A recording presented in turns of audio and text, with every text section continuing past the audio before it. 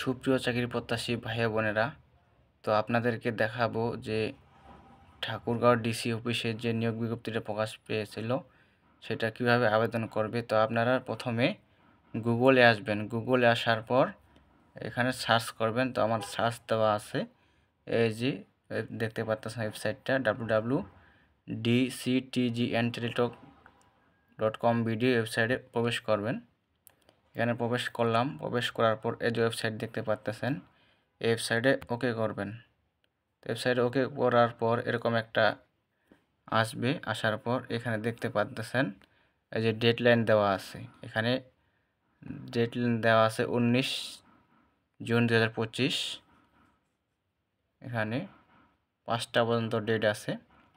তো এখানে কি করবেন, এই যে দেখতে পাচ্ছেন নিচে application form, click here to apply online. তো এখানে আপনারা ওকে করে দিবেন দ্বিতীয়তে। তারপর আসছে এই যে দেখতে পাচ্ছেন যে পদগুলা আপনারা আবেদন করবেন। এই পদগুলা সম্পূর্ণগুলো দেওয়া আছে। এই যে দেখতে পাচ্ছেন 1 থেকে 8টা ক্যাটাগরি দেওয়া আছে। এখানে কোন পদে আপনারা আবেদন করবেন, যে পদগুলোতে আবেদন করবেন সেখানে ঠিক চিহ্ন দিতে লাগবে। দেওয়া আছে সহকারী বাবুর্চি, বিআরআর, পরিচ্ছন্ন কর্মী, মালি নিরাপত্তা প্রহরী, অফিস সহায়ক, লাইব্রেরি সহকারী, অফিস সহকারী কাম কম্পিউটার মুদ্রাক্ষরিক। আপনি যেটাতে অ্যাপ্লাই করবেন, আবেদন করবেন, সেটাতে ওকে করবেন। ধরেন আমি মনে করেন অফিস সহায়কে আবেদন করব, এখানে ওকে করে দিবেন। কি করবেন, এই যে ওখানে ওকে করে দিবেন। অফিস সহায়ক পদে ওকে করে দিলাম। দেওয়ার পর যে দেখতে পাচ্ছেন নেক্সট, এই নেক্সট বাটনে চাপ দিবেন। তারপর এরকম একটা পেজ চলে আসলো, সরি। এখানে আসার পর এই যে দেখতে পাচ্ছেন এখানে কি করবেন, এখানে বলা হয়েছে পোস্ট নাম অফিস সহায়ক, তারপর দেওয়া আছে প্রিমিয়াম মেম্বার অল জবস। তো এখানে কি করতে হবে, ইয়েসে ওকে করতে হবে। তো ইয়েসে ওকে করে দিলাম। এখানে বলা আছে ইন্টার অল জব আইডি। এখানে কি করবেন, এখানে একটা যে কোনো একটা সংখ্যা দিতে হবে। তো আমি যে কোনো একটা সংখ্যা দিয়ে দিলাম।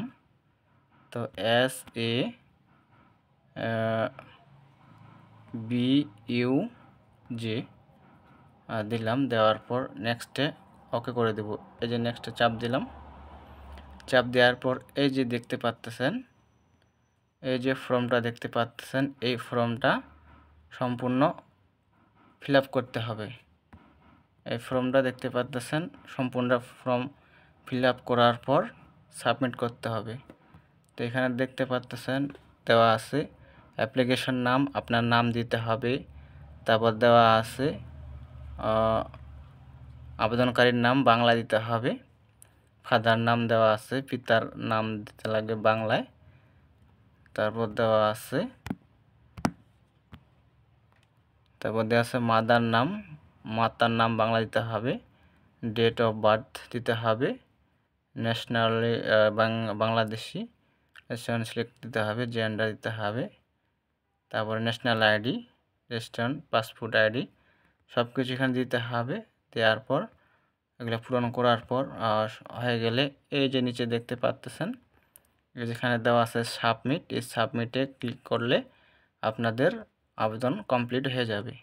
তো এখানে সাবমিট করার পর এটা ডাউনলোড করে নিতে হবে অ্যাপ্লিকেশন কপিটা। তো যখন আপনারা পরীক্ষা দিতে যাবেন এই কপিটা নিয়ে যেতে হবে।